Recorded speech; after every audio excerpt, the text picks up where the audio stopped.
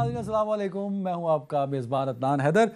میرا شو ناظرین جمعہ سے اتوار 3 دن 8 بجے ہوتا ہے اور پبلک نیوز پہ ہی ہوتا ہے۔ پچھلا شو آخری شو میں نے لاسٹ سنڈے کو کیا تھا، تو میرا ریگولر شو آج بروز جمعہ بنتا تھا اور میں بروز جمعہ اپنا ریگولر شو اپنے ٹائم پہ کر رہا ہوں۔ یہ بات بتانے کی اس لیے ضرورت پڑی کہ لاسٹ فرائیڈے میرے شو کے بعد سوشل میڈیا پر ایک بڑی لمبی چوڑی کمپین چلتی رہی جس میں یہ بتایا گیا کہ شاید عدنان حیدر پر کوئی پریشر ہے یا شاید پبلک نیوز پر کسی طرح کا کوئی پریشر ہے اور عدنان حیدر کو شاید کنٹینیو نہیں کرنے دیا جا رہا اور عدنان حیدر کے جو میری جو صحافتی کام ہے اس میں رکاوٹ بن رہا ہے۔ تو اس میں کوئی صداقت نہیں تھی سچ جو خبریں پھیلائی گئیں سوشل میڈیا پہ، کیونکہ سوشل میڈیا پہ کنٹرول نہیں ہوتا، چیک اینڈ بیلنس نہیں ہوتا، تو خبریں پھیلتی ہیں اور وہ پھیلنا شروع کر دیتی ہیں اور ہر بندہ اپنا پوائنٹ آف ویو پیش کر رہا ہوتا ہے۔ تو تمام خبروں میں کسی طرح کی کوئی صداقت نہیں تھی۔ میں اپنے شو کو آج یہاں کنٹینیو کر رہا ہوں، کسی بھی طرح کا کوئی پریشر نہ پبلک نیوز پہ تھا اور نہ مجھ پہ تھا، اور مختلف چیزیں جو ہائی لائٹ ہو جاتی ہیں سوشل میڈیا پہ میرے خیال میں اس کی پہلے تصدیق کر لینی چاہیے اور اس کے بعد خبروں کو آگے بڑھانا چاہیے۔ ملک کے اندر بہت سارے ایسے ایلیمنٹ ہوتے ہیں، بہت سے ایسے لوگ، بہت سی ایسی آرگنائزیشنز کام کر رہی ہوتی ہیں جو بلا وجہ اسٹیبلشمنٹ کو یا آرمی کو بدنام کرنے کے لیے کام کرتی ہیں، اور کچھ ایسے لوگ بھی ہوتے ہیں، ایسے ایلیمنٹس بھی ہوتے ہیں جو باہر بیٹھے ہوتے ہیں اور ان کا کام صرف اور صرف ملک میں موجود اسٹیبلشمنٹ کو ٹارگٹ کرنا ہوتا ہے۔ تو شاید ایسا کچھ بھی ان 4 دنوں میں رہا۔ ایک نوٹس مجھے پیمرا کی جانب سے سرو ہوا، وہ میرے پاس اس وقت بھی موجود ہے، جس میں مجھے پیمرا نے 9 فروری کو طلب کیا ہے فار ہیئرنگ 11:50 AM پر، اور اس میں وجہ یہ ہے کہ میرے پچھلے سیچرڈے کے شو میں جو کہ شاید 23 جنوری ہی بنتا ہے یہ، تو اس میں شکیل اوان صاحب نے فورن فنڈنگ کے حوالے سے سوال پر کچھ ریمارکس پاس کیے تھے اور وہ ریگارڈنگ پرائم منسٹر تھے، جو کہ ایز پر پیمرا کنڈکٹ کی خلاف ورزی اس میں کی گئی۔ تو اس حوالے سے تو اس پر کچھ چیزیں لے کر میرے شو کو لے کر ڈسکس کی جا رہی تھی within public news, and اس کے علاوہ اس میں کوئی ایسی بات تھی نہیں، اور ان لوگوں سے اور ان ایلیمنٹ سے بچنا چاہیے جو اس ملک میں اسٹیبلشمنٹ کو یا اداروں کو بدنام کرنے کی ہمیشہ سازش کرتے رہتے ہیں۔ ایک صحافی کی ذمہ داری ہوتی ہے اور ذمہ دار صحافی ہی صحیح خبر کو آگے پروموٹ کرتا ہے۔ سوشل میڈیا بہت اچھا ہے، لیکن سوشل میڈیا میں کہیں خبروں کو یا باتوں کو بڑا بری طرح ہائی لائٹ بھی کیا جاتا ہے۔ کچھ لوگوں نے یہ بھی کہا کہ عدنان حیدر ایک ایکٹر ہے، یہ ایک شوق کے طور پہ کرنٹ افیئر کا شو کر رہا ہے۔ میں نے ہندوستان سے اور پاکستان سے فلم پڑھی، میں فلم پڑھاتا بھی رہا، میں لوگوں کو نیشنل کالج آف آرٹس میں ایکٹنگ 3 سال میں نے پڑھائی، ایکٹنگ میں نے سیکھی بھی، تھیٹر کرتا بھی رہا، ابھی بھی میں ایکٹنگ کر لیتا ہوں، لیکن ایکٹنگ میرا کوئی باقاعدہ پروفیشن نہیں ہے۔ میں ایک صحافی ہوں، اس سے پہلے اخبار میں بھی لکھتا رہا، اخبار میں ریزیڈنٹ ایڈیٹر بھی رہا، مختلف چینلز پہ ٹی وی شوز بھی کرتا رہا اور ابھی بھی کر رہا ہوں۔ تو ایک بڑی غلط خبر پھیلائی گئی کہ کیونکہ وہ ایکٹر ہے تو اس کا کرنٹ افیئر سے یا صحافت سے کوئی تعلق نہیں۔ تو ایک تو یہ خبر بہت غلط تھی، اور ساتھ میں یہ بھی خبر پھیلائی گئی کہ کیونکہ چینل میں شوز کی ٹائمنگز چینج ہوئی ہیں، سلاٹ چینج ہوئے ہیں، تو اس وجہ کو لے کے عدنان حیدر چینلز کو کنٹینیو نہیں کر رہے یا وہ ناراض ہیں، تو اس میں بھی کوئی صداقت نہیں تھی۔ باقی شاید ٹائمنگز چینج ہوئی ہیں اور سوشل میڈیا پہ ان کا حوالہ دے کے میرے ٹاک شو کی ٹائمنگ کا بھی تذکرہ کیا گیا تھا۔ تو یہ میں اس لیے کلیئر کرنا چاہ رہا ہوں کہ 4 دن میں جو مختلف چیزیں چلتی رہیں وہ ان میں صداقت نہیں تھی۔ تو آتے ہیں آج کے ٹاپک اور گیسٹ کی جانب۔ مجھے جوائن کیا ہے امیر عباس صاحب نے، سینئر تجزیہ کار ہیں، سینئر صحافی، اینکر پرسن۔ بہت شکریہ امیر عباس صاحب وقت دینے کے لیے۔ سینئر تجزیہ کار جنرل جاز اوان صاحب ہیں۔ جنرل صاحب بہت شکریہ سر وقت دینے کے لیے۔ عمران خان صاحب نے آج ساہیوال میں جب خطاب کیا تو اپوزیشن کو پھر انہوں نے سخت ریمارکس پاس کیے مولانا صاحب کے بارے میں، تو انہوں نے یہ بھی کہہ دیا کہ ان کو مولانا نہیں کہنا چاہیے کیونکہ وہ کرپٹ ہیں۔ تو ذرا اس سے شروع کرتے ہیں، اور ساتھ میں دیگر سینٹ کے حوالے سے بھی بات کی۔ عمران خان صاحب وزیر اعظم پاکستان یہ کلیم کر رہے ہیں کہ ان کو بھی پیسوں کی پیشکش کی گئی ہے۔ تو امیر عباس صاحب، سب سے پہلے تو مولانا صاحب کے بارے میں اور اپوزیشن کے بارے میں بڑے سخت ریمارکس پاس کیے ہیں پرائم منسٹر نے۔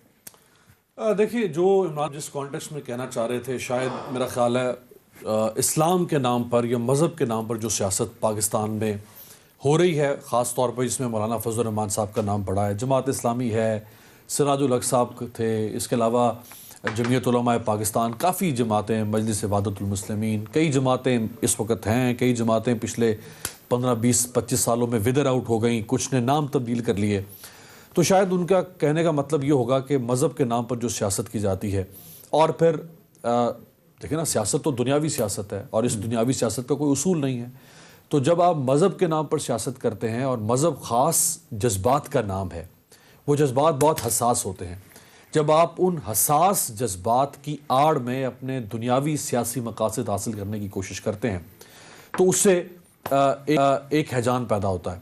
اور مولانا فضل الرحمان صاحب اس بارے میں اب پتہ نہیں، ایک اور آپ کو نوٹس اگر نہ آ جائے پیمرا کا انداز، اب تو مجھے بھی محتاط ہو کے بات کرنی پڑ رہی ہے، پیمرا تو کام ہے سر. ایک اور دریا کا سامنا تھا نان آپ کو، تو یہ نہ کہیں ہو. تو مولانا فضل الرحمان صاحب جو ہیں، انہوں نے جس طرح وہ یہودی لابی کا انہوں نے عمران خان صاحب کے پیچھے ایک تہمت لگانے کی کوشش کی، سرین، یعنی آپ عمران خان کے اوپر 10,000 الزامات لگا دیں، لیکن آپ یہ نہیں کہہ سکتے کہ عمران خان کسی یہودی لابی کا حصہ ہے، یا عمران خان کو یہودیوں نے پاکستان میں آج سے 26-27 سال پہلے پلانٹ کیا تھا، اور دنیا میں یہودی سب سے طاقتور سمجھے جاتے ہیں. مجھے توف ہے ان یہودیوں پر جو عمران خان کو 26 سال میں طاقت میں نہیں لا سکے. طاقت میں تو ہے پرائم وہ منسٹر، اب جا کے 2018 میں، یعنی 26 سال تک یہودی تھے پیچھے، لیکن یہودی طاقت میں نہیں لا سکے عمران خان کو. وہ یہودی جو دنیا کی اکانومی کنٹرول کرتے ہیں، وہ یہودی جن کی اکانومی کنٹرول کرنے سے پاکستان کی اکانومی بھی چلتی آ رہی ہے. تو یہ جو اس قسم کی سیاست مولانا صاحب نے کی ہے نا، پھر انہوں نے اسی پی ڈی ایم کے حوالے سے کچھ دن پہلے کہا کہ یہ جہاد ہے، یعنی یہ انہوں نے اس کو عمران خان کی حکومت کے خلاف نکلنے کو جہاد قرار دے دیا. تو یہ وہ جارگنز ہیں، ریلیجس جارگنز، یہ وہ ریلیجس نیریٹو ہے جو صرف سادہ لوگوں کو، جن کی مذہبی عقیدت ہے. اور ہمارے ہاں دیکھیں جو علماء ہیں اور جو مولانا نما جو شخصیات ہیں ہمارے ہاں، ان کے لوگ اندھی پیروی کرتے ہیں.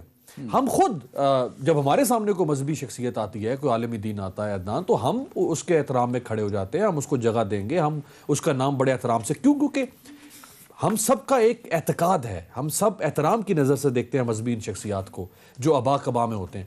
لیکن وہ لوگ جب اس منصب کا استعمال کرتے ہیں اپنی دنیاوی مقاصد کے لیے، یا شر انگیزی کے لیے، یا اقتدار کے لیے، اس میں مجھے کانٹیکسٹ ذرا کنفیوز ہو رہا ہے. آپ یہ کہہ رہے ہیں کیونکہ مولانا صاحب مفتی ہیں، عالم ہیں، انہوں نے دورہ حدیث کیا ہوا ہے، دینی تعلیم لی ہوئی ہے، تو وہ سیاست میں نہ آئیں؟ نہیں، میں یہ نہیں کہہ رہا وہ سیاست میں نہ آئیں، وہ دین کو سیاست کے لیے استعمال نہ کریں. جب آپ دین کو دیکھیں نا، یہ آج سے کوئی 300-350 سال پہلے یورپ میں situation. So you are endorsing Imran Khan sahib, جو عمران خان صاحب اپوزیشن کو، یا خاص طور مولانا فضل الرحمان صاحب کو کہہ رہے ہیں، ٹھیک کہہ رہے ہیں. میں آپ کو اپنا پرنسپل سٹانس دے رہا ہوں کہ دین کے نام پر سیاست، دینی پس منظر کے ساتھ سیاست ہو سکتی ہے دین کی ترویج کے لیے، لیکن دین کے نام پر سیاست بلیک میلنگ کے ٹول کے طور پر اگر آپ کریں گے تو وہ سیاست بالکل نہیں ہے، وہ خرافات ہو. جنرل صاحب، یہ وجہ کیا ہے؟ عمران خان صاحب جہاں جاتے ہیں سر، ان کا فوکس اور ٹارگٹ اپوزیشن ہوتا ہے. اپوزیشن سے 2.5 سالوں میں ان کے گلے شکوے دور نہیں ہو سکے، تنقید کے وہ نشتر ہیں، وہ پرانے ہی ہیں سر، پھر برسائے جاتے ہیں بار بار.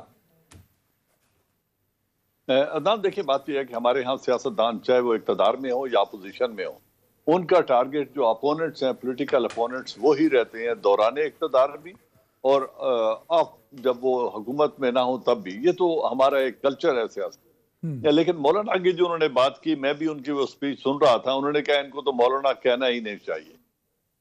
اب ایک جو بھی ریلیجس لیڈر ہے، کوئی بھی ہو، اس سے 3-4 باتوں کی توقع رکھی جاتی ہے اگر وہ عالم دین ہونے کی بات کرے، کہ وہ بددیانتی نہیں کرے گا، جب بھی بات کرے گا بلا تحقیق کسی پر الزام تراشی نہیں کرے گا، لینگویج شائستہ زبان استعمال کرے گا، کسی کو ہرٹ نہیں کرے گا. تو اگر ان تینوں تناظر میں دیکھیں، اور پھر جب کبھی بھی ہوگا کوئی بینیفٹس یا پریویلیجز، انڈیو پریویلیجز نہیں لے گا، مفاد پرستی نہیں کرے گا دوسرے لفظوں میں، تو یہ ایک امیج بنتا ہے کسی بھی ایک ریلیجس سکولر کا، چاہے وہ سیاست کر رہا ہو یا نہ کر رہا ہو. اب ان کے جو ابھی بھی ہم بات کر رہے ہیں، پہلی بات ہے انہوں نے کہا یہ یہودیوں کا ایجنٹ ہے عمران خان. اب مجھے نہیں لگتا کہ آج تک یہ کوئی ایسی ایویڈنس لے کر گئے ہوں عدالت میں کہ یہ میرے پاس ایویڈنس ہے اور اس وجہ سے میں ان کو یہودیوں کا ایجنٹ کہہ رہا ہوں. پھر کسی بھی عورت کا جب وہ اسلام قبول کر لیتی ہے اور رشتہ ازدواج میں بن جاتی ہے، جب وہ کلمہ پڑھ لے تو اس کو پچھلے مذہب کا تانا دینا یہ کوئی عالم دین نہیں کر سکتا. پھر جس طریقے سے انہوں نے بینیفٹس لیے مشرف دور میں اور پچھلی حکومتوں سے،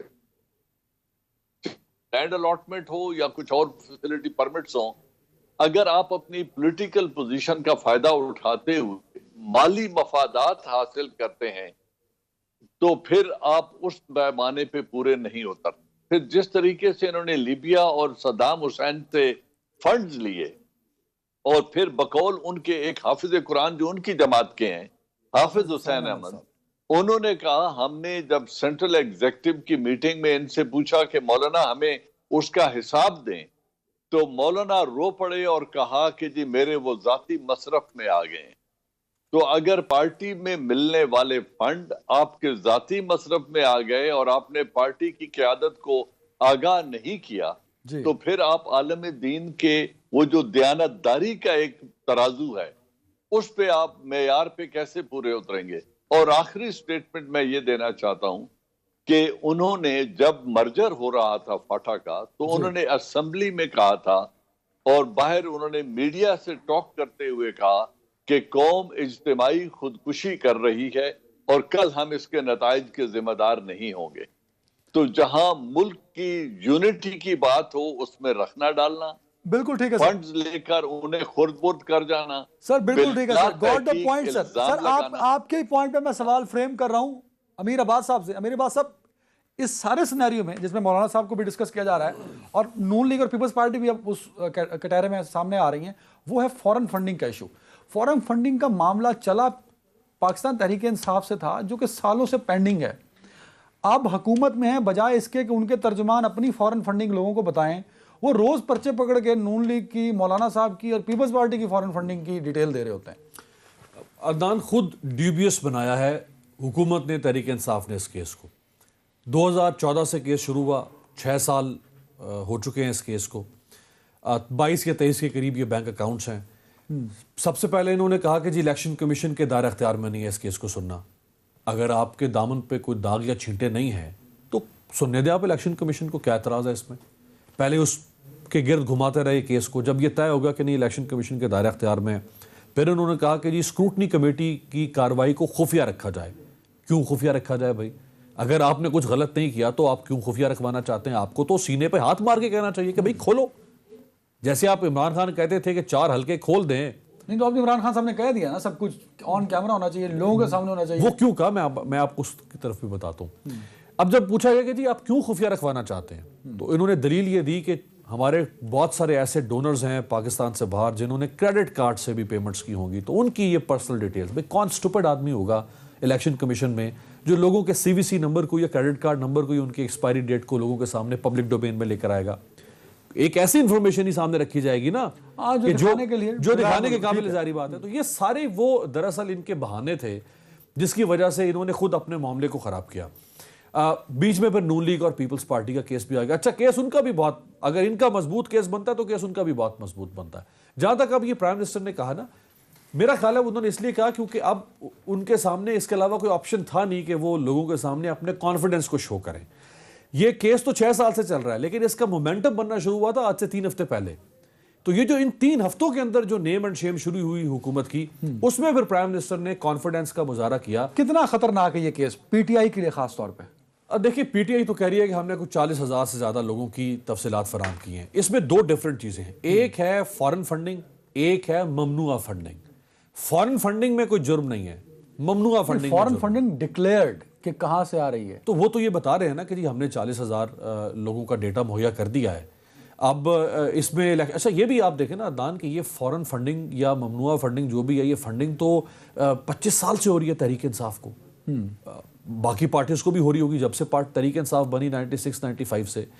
تو یہ الیکشن کمیشن جو ہے اس کا مینڈیٹ تھا نا کہ وہ پولیٹیکل پارٹیز کے فنڈز جو ہیں یا وہ فنڈ ریزنگ کیسے کرتے ہیں اس کو چیک کرتے رہیں. جب آپ 25-30 سال تک کسی پولیٹیکل پارٹی سے سوال ہی نہیں کریں گے اور اچانک 20-25 سال کے بعد اگر آپ کسی پارٹی سے پوچھیں گے کہ جی ہمیں سارے گوشوارے جمع کروائیں، تو ہمارا جس قسم کا کلچر ہے، ہو سکتا ہے بہت ساری پارٹیز اپنے اکاؤنٹس کو اس طرح سے ڈاکیومنٹڈ نہ رکھ پاتی ہوں. تو یہ تو الیکشن کمیشن جو ہے اصل میں اس کی نالائکی نظر آتی ہے کہ وہ ساتھ ساتھ اپنا کام جو ہے وہ کیوں نہیں کرتا. ہر سال پولیٹیکل پارٹیز کو اپنے فنڈز کی ڈیٹیل جمع کروانی ہے، ان کو اپنے پارٹی الیکشنز کی ڈیٹیل جمع کروانی ہے. یہ سارا کام ہی مکمکا سے چلتا رہا، اور الیکشن کمیشن جو ہے وہ اس کے اندر پارٹنر ان کرائم رہتا ہے، ہمیشہ سے وہ خاموش رہتا ہے جب کیس اچانک نکل آتا ہے. لیکن اس میں آپ دیکھیں نا، اگر اکبر ایس بابر جو خود تحریک انصاف کے سابق رکن ہیں، اگر وہ یہ سب کچھ لے کر آ رہے ہیں، اور وہ پائنیئرز میں سے تھے تحریک انصاف کے اور عمران خان کے بڑے قریب رہے تھے، اگر وہ یہ سکینڈل لے کر آئے ہیں تو اس میں کوئی میٹ تو ہو سکتا ہے اس سکینڈل کے اندر. لیکن وہ اللیگل کس حد تک ہے؟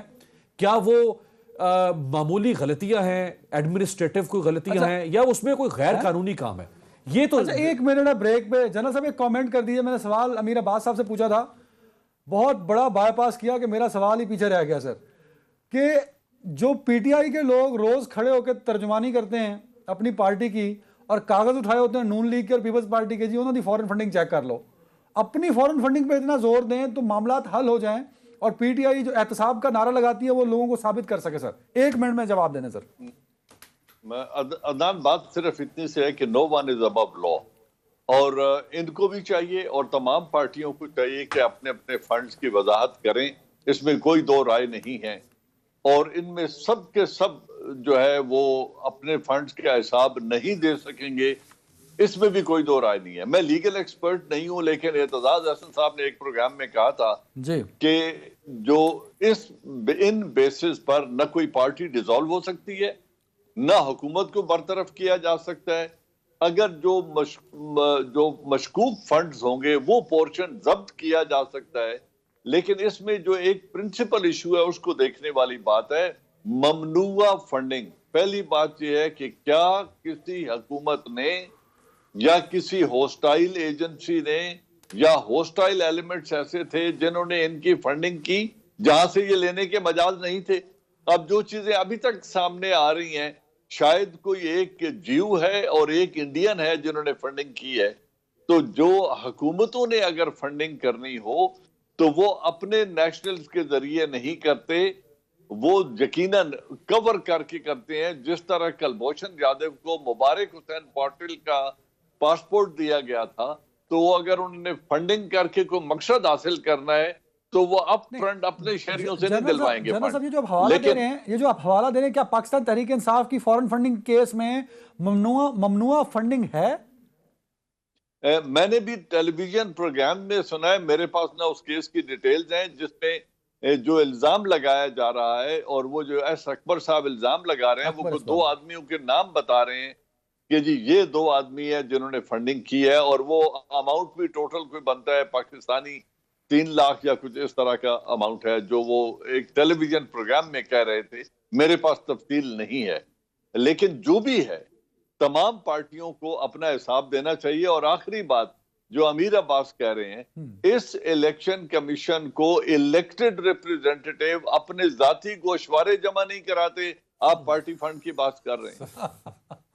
سر ایک بریک پہ جا رہا ہوں، اور بریک کے بعد ایک رپورٹ ہے، کیونکہ امیر عباس صاحب کی ریسرچ جو ہے بڑی ریفرنس سے کوٹ کی جاتی ہے اور بڑا اس کو ویریفائی کرتے ہیں. تو یہ ٹرانسپیرنسی انٹرنیشنل نے جو فگر دیا ہے وہ کس حد تک درست ہے، اور اس کو متنازع کیا جا رہا ہے نون لیگ کے فگر سے، تو یہ ذرا کلیریفائی کریں گے ہم بریک کے بعد.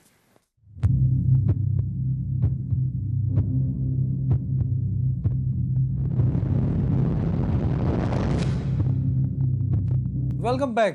امیر صاحب، یہ جو ٹرانسپیرنسی انٹرنیشنل کی رپورٹ ہے جس میں ہمارے ہاں کرپشن بڑھ گئی ہے میرے خیال میں، اس میں کس حد تک صداقت ہے اس رپورٹ میں؟ سر دیکھیں، بڑا افسوس ہوا ہے عمران خان صاحب کی ٹیم جو ہے وہ اتنے پست معیار پہ چلی گئی ہے.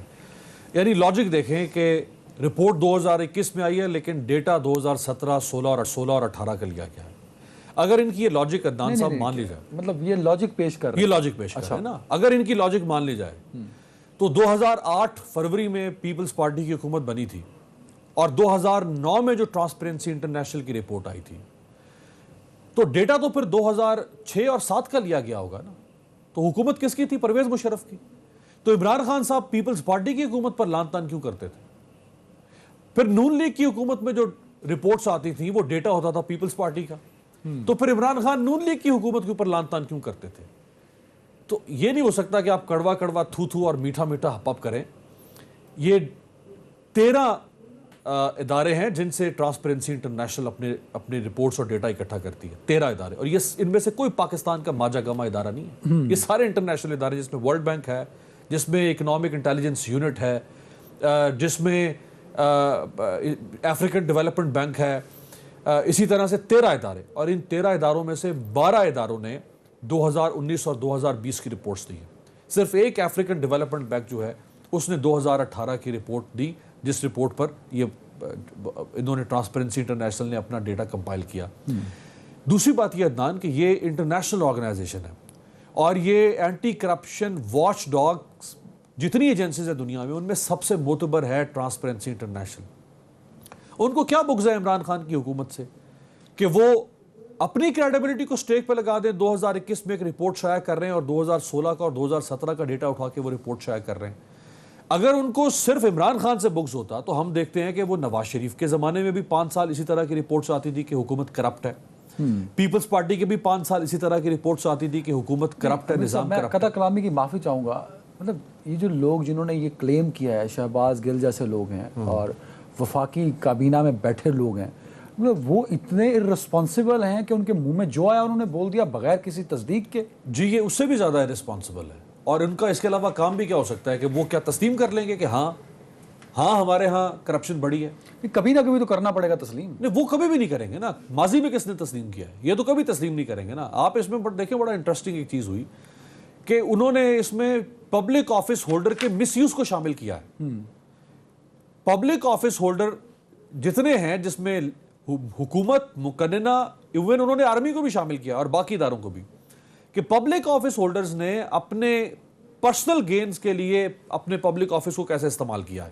اس کی مثالیں موجود ہیں ہمارے سامنے، آپ دیکھ لیں. زرتاج گل صاحبہ کے اوپر الزام لگتا ہے کہ وہ اپنی وزارت کا استعمال کرتے ہوئے اپنی بہن کو فیسیلیٹیٹ کر رہی ہیں. ہٹایا عمران خان نے زرتاج گل کو. کیا کہا تھا عمران خان نے کہ احتساب مجھ سے اور میری کابینہ سے شروع ہوگا. ویسے میری اطلاعات یہ تھی کہ اس واقعے کے بعد زرتاج گل صاحبہ کی کابینہ کے اندر بڑی انسلٹ کی گئی تھی. انسلٹ کرنے سے کیا یہ نہیں، نواز شریف ہوتا تو عمران خان کو انسلٹ قابل قبول تھی. آپ ایک مس یوز آف پبلک آفس ہو رہا ہے اور ہو چکا تھا نا. وہ تو نہ اگر بیچ میں یہ میڈیا پہ خبر نہ آتی تو وہ تو زرتاج گل جو کرنا چاہتی تھی وہ کر چکی تھی. فیصل واڈا صاحب کے اوپر الزام ہے عدنان کہ انہوں نے اپنی ڈوئل نیشنلٹی چھپائی اور اپنے اثاثے چھپائے. 2.5 سال سے وہ وفاقی وزیر ہے. 16 سماعتیں ہو چکی ہیں اسلام آباد ہائی کورٹ میں، وہ پیش نہیں ہو رہے. 16 سماعتیں. کون ان کی پشت پناہی کر رہا ہے؟ یعنی کون بیک کر رہا ہے؟ Prime minister. کیوں نہیں ایکسپیل کیا پرائم منسٹر نے فیصل واڈا کو اپنی کابینہ میں سے؟ اعظم سواتی الزام لگتا ہے کہ اپنی وزارت کی اور اسلام آباد پولیس کی طاقت کو استعمال کرتے ہوئے ایک غریب خاندان کے اوپر ٹارچر کیا اور ان کو مارا.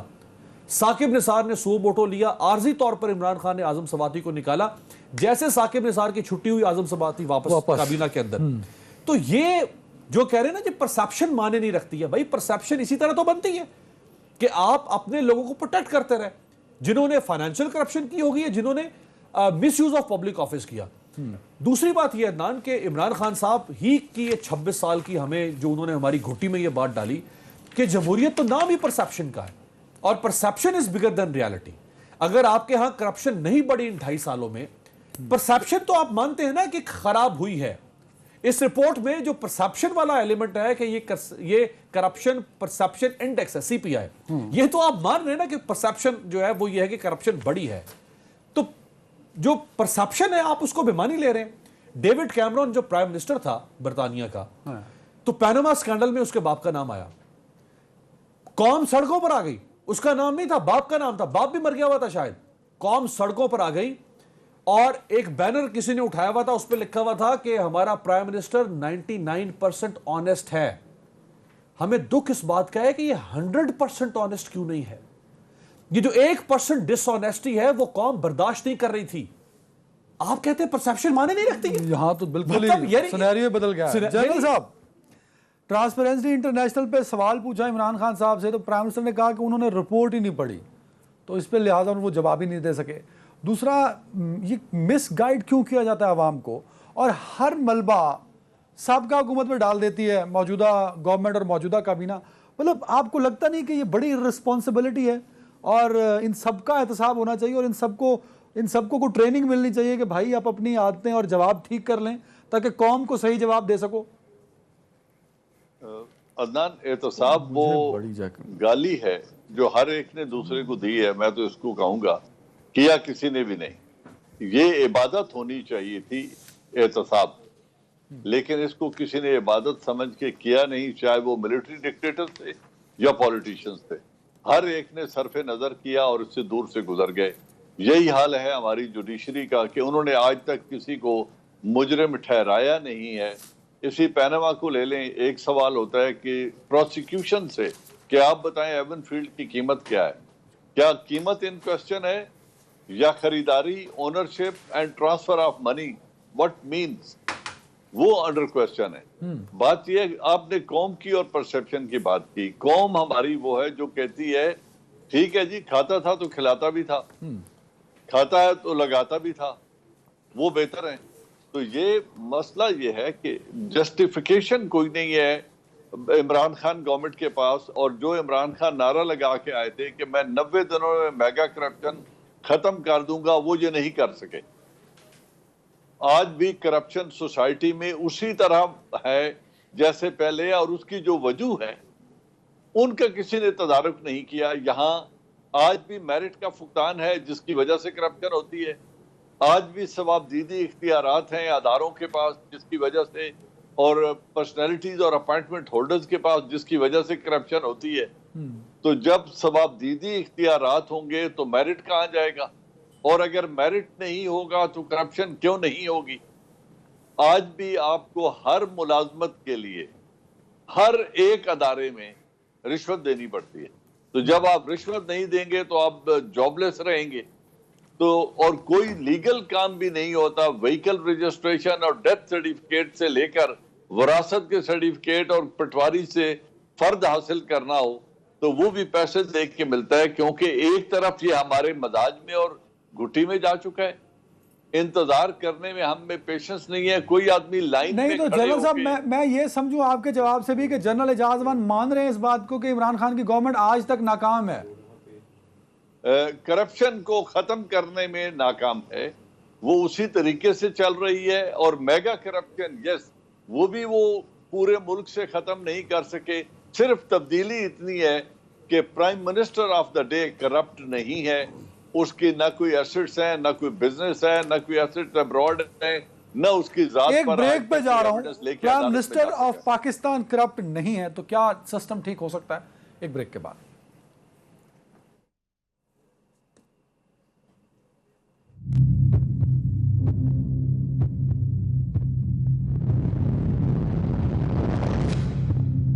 Welcome back.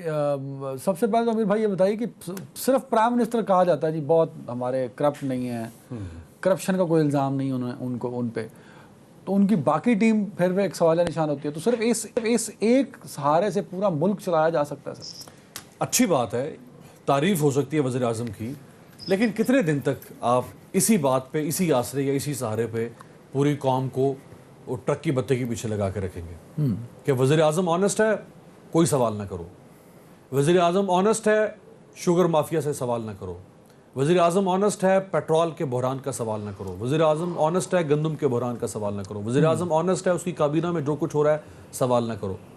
وزیر اعظم کی آنسٹی کو لوگوں نے چاٹنا ہے؟ وہ کیا کرے گی قوم وزیر اعظم کی آنسٹی کی اگر ملک کے اندر جو ہے وہ جگہ جگہ پہ وزیر اعظم کی طرز حکمرانی میں نواز شریف کی جھلک نظر آئے؟ تھوڑی سی کھول لو۔ اگر وزیر اعظم کی طرز حکمرانی میں آصف علی زرداری کی طرز حکمرانی کی جھلک نظر آئے تو کیا لوگ چاٹیں گے اس وزیر اعظم کی آنسٹی کو؟ کیا کریں گے وزیر اعظم کی آنسٹی کو؟ ہمیں وزیر اعظم کی آنسٹی اپنی جگہ پہ اس کی اہمیت ہے، لیکن ہمیں وہ آنسٹی ٹرانسلیٹ ہوتی نظر آنی چاہیے طرز حکمرانی کے اندر، وہ آنسٹی ٹرانسلیٹ ہوتی نظر آنی چاہیے، وہ میٹیریلائز ہونی چاہیے گڈ گورننس کے اندر۔ ٹیم عمران خان صاحب کی مرضی کی ہے سر، تو اب کو یا تو وہ کہہ دیں نا کہ میرے اوپر یہ فلاں بندہ زبردستی کسی اور نے بٹھایا لا کے، یا تو وہ کہہ دیں آج ہی بری ذمہ ہو جائیں کہ بھائی یہ جو میری کابینہ کے اندر 50-52 لوگ ہیں ان میں سے 25 میں اون کرتا ہوں, باقی میں اون نہیں کرتا. 2.5 سالوں میں عمران خان صاحب اور ان کی ٹیم نے کیا ڈیلیور کیا اور اگلے 2.5 سالوں میں کیا ڈیلیور کر سکتے ہیں یا کرنا چاہیے؟ ابھی آپ کے اس پروگرام کے دوران ٹرانسپیرنسی انٹرنیشنل نے تردید کر دی ہے شہباز گل صاحب کی ٹویٹ کی, اور وہ کہہ رہے ہیں کہ یہ غلط بیانی کر رہے ہیں. انہوں نے جو شیئر کیے ہیں اپنی ٹویٹ کے اندر جو اسکرین شاٹس, وہ پرانے ڈاکومنٹس انہوں نے شیئر کیے ہیں, اور ہم نے جو ڈیٹا لیا ہے وہ 2019 اور 20 کا لیا ہے. اب کریں سو یہ ٹرانسپیرنسی انٹرنیشنل کو صبح بھجوائیں نا لیگل نوٹس. ان کے پاس 3 پھنے خواہ وکیل ہیں, وہ شہزاد اکبر, نہ کام کے نہ کانچ کے, اور وہ بیٹھے ہوئے آ کے وہاں خود کہہ رہے ہیں پھنے خواہ وکیل ہے, پھر کہہ رہے ہیں کام. وہ وکالت پھنے خواہ کرتے ہیں, لیکن یہاں پہ فروغ نسیم اور بابر امان 3 فروغ نسیم اور سارے کیس ہار جاتے ہیں. سر آپ کیا غلط مشورے دے رہے ہیں؟ ٹرانسپیرنسی انٹرنیشنل وہ کریں سو کر دیں صبح کہ آپ نے ہماری, دیکھیں نا اس وقت پوری اپوزیشن میڈیا ہر طرف سے بیشنگ ہو رہی ہے, وہ کریں سو ٹرانسپیرنسی انٹرنیشنل کو کہ آپ نے میری ریپوٹیشن کو ڈینٹ ڈالا ہے. آپ نے کریں. لی کوان یو ایک ایسا شخص تھا, کیا پولیٹیکل کریئر کو نقصان پہنچے گا جو آپ پہلے بول رہے ہیں, یہ بڑا امپورٹنٹ پوائنٹ ہے. لی کوان یو ایک ایسا شخص تھا دنیا کے اندر جس نے امریکہ اور برطانیہ کے اخبارات کو نکیل ڈال کے رکھی تھی. وہاں سے وہ خبر چھاپتے تھے اس کے خلاف, یہ سنگاپور سے بیٹھ کے ان کو سو کرتا تھا اور نکیل ڈالی. Millions and millions of dollars کے ڈیمیجز لیے اس نے. کرے نا عمران خان ٹرانسپیرنسی انٹرنیشنل کو صبح سو, کیوں نہیں کرتے؟ شہباز شریف کے خلاف جب خبر غلط آتی ہے, ڈیلی ٹائمز لگاتا تھا, ڈیلی میل, تو ہم کیا کہتے تھے کہ شہباز شریف سو نہیں کر رہا, اس کا مطلب شہباز شریف گلٹی ہے. سر ہو سکتا ہے گل سب کر دیں, آپ ہمیں کہیں جا رہے ہیں سر. تو پھر جب کر دیں گے تو پھر ہم کہہ دیں گے بہت اچھی بات ہے, تو کر دینا. ابھی تک یہ دوسرا دن ہے اس رپورٹ کا. بالکل ٹھیک ہے سر, میرے پاس ٹائم ختم ہو رہا ہے جنرل صاحب. ایک تو یہ شہباز گل کا غلط ٹویٹ سر, کیونکہ ٹرانسپیرنسی انٹرنیشنل نے ڈینائل دے دیا ہے, امیر صاحب نے شاید اس کو ویریفائی بھی کر لیا ہے. ایک تو اس پہ کامنٹ کر دیں, اور دوسرا سر سینٹ الیکشن کے اوپر عمران خان صاحب کے تحفظات جو کہ تو ہیں وہ تو سیٹسفائی نہیں ہے جس طرح الیکشن ہونے جا رہے ہیں. سر دیکھیں, یہ جو ہم جتنی بات کر رہے ہیں نا مینجمنٹ کی, کرپشن کی, گورننس کوئی فرد واحد نہیں کرتا, ادارے کرتے ہیں. ادارے وہی ہیں جو تھے, ان کو نہ یہ ریفارم کر سکے ہیں, نہ ریسٹرکچر کر سکے ہیں, نہ ان میں کوئی اور اصلاحات لا سکے ہیں, باوجود کیونکہ ان کے پاس وہ اکثریت ہی نہیں ہے کہ یہ کوئی بڑی تبدیلی لے کر آتے. جو دعوے تھے, کوئی بھی لیڈر قوم کو کرائسس سے اس وقت نکال سکتا ہے جب اس میں کمبینیشن 2 چیزوں کا بنیادی طور پہ وہ, ایک کمپٹنس اور دوسرا کیریکٹر. کیریکٹر کے نمبر میں نے پورے دے دوں گا کہ نیک نیت بھی ہے, and he wants to do it. پوری ٹیم کا یہی حالت ہے. اور کمپٹنس, ان کی ٹیم میں بیٹھے کون ہیں؟ وہ تو یہی ٹیم بننی ہے جو پولیٹیشین پہلے کل دوسری جماعتوں میں تھے, آج ان کے ساتھ ہو گئے ہیں. لیڈر ان کو ڈائریکشن دے سکتا تھا, لیکن اس طرح کا ایکسپیرینس یا کمپٹنس اب تو ثبوت ہو گیا نا کہ وہ اس طرح کی ایکسپیرینس, کمپٹنس, پریپریشن نہیں تھی کہ آ کے اپنے بنائے ہوئے قوانین, ریفارم کا جو ایک تیار کیا ہوا ہوتا فریم ورک, وہ آ کے لاگو کر دیتے. تو وہ ہو نہیں سکا ہے. اب دیکھنا یہ ہے کہ وہ اس وقت بھی جو 2.5 سال رہتے ہیں, انسٹیٹیوشنز کو ریفارم کرتے ہیں یا نہیں. کرپشن ان سے ختم نہیں ہوگی اگلے 2-2.5 سال, کیونکہ یہاں کرپشن رشوت دینے والا لینے والے سے زیادہ اس کو جلدی ہوتی ہے. تو یہ تو کام ایسے ہی چلے گا, ہر ادارے میں چلے. اب کچھ ادارے ایسے ہیں جن کا نام لیا تو پھر کل کوئی اور ایک چارج شیٹ بن جائے گی, لیکن ادارے جو ہیں عدلیہ کی دیکھو نا, میں اس لیے کہہ رہا ہوں کہ آپ عدلیہ پہ بھی جو ماضی میں جو کچھ ہوا ہے انگلیاں اٹھائی جا سکتی ہیں, ہر محکمے پہ, ہر ادارے پہ اٹھائی جا سکتی ہیں. تو جب بات یہ ہے کہ جب تک اداروں کو ریفارم نہیں کیا جائے گا, ریسٹرکچر نہیں کیا جائے گا, ٹارگیٹ اچیو نہیں ہوں گے. he is an honest leader, he can do it. وہ اپنی ذات اور اولاد کے لیے سیاست نہیں کر رہا. ہمیں اس اپرچونٹی کو کیش کرنا چاہیے اور ان کو فیسیلیٹیٹ کر کے اس طرف لانا چاہیے. باقی اگر وہ کہیں جی نہیں, میں جنرل صاحب مجھے ایک بات سمجھ نہیں آتی کہ وہ کہے جی میں بڑا نیک ہوں, میں بڑا ایماندار ہوں, میں کرپٹ نہیں ہوں, لیکن میں کام کوئی نہیں کروں گا. تو اس بات کا نہ نہیں, یہ تو کر رہے, میں نے آپ کو پہلے کہا نا, پروفیشنل کمپٹنس اور کیریکٹر دونوں کا جب تک کمبینیشن نہیں ہوگا ریزلٹ نہیں ملے گا. اور اگر اپنے میں وہ ایکسپیرینس یا کمپٹنس نہیں تھی تو پھر کلیکٹیو وزڈم سے ٹیم ورک ایسا کریں کہ کلیکٹیو وزڈم کو قوم کو کرائسس سے نکال لیں.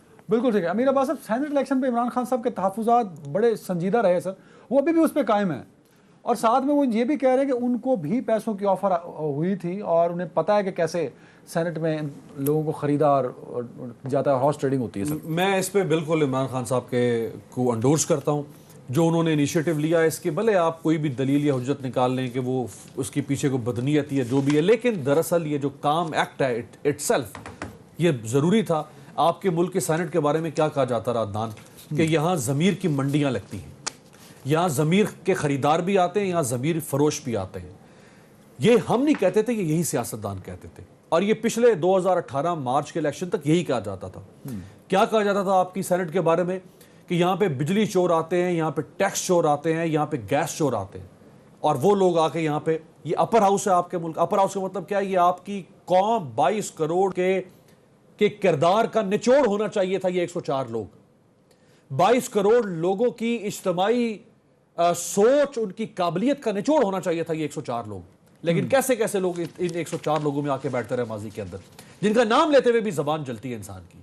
تو اگر آج اس کی پہلی سیڑھی اگر اس کے اندر اصلاحات کی آ رہی ہے کہ یہ جو کم از کم چور بازاری جو سیکرٹ بیلٹنگ کے تھرو ہو رہی تھی اس کو بند, یہ کل رات تک نون لیگ کے سابق فیڈرل منسٹر, میں ان کے ساتھ بیٹھا ہوا تھا, انہوں نے یہ بات تسلیم کی کہ 50 کروڑ روپے ریٹ لگ چکا ہے. اپوزیشن نے کیوں مخالفت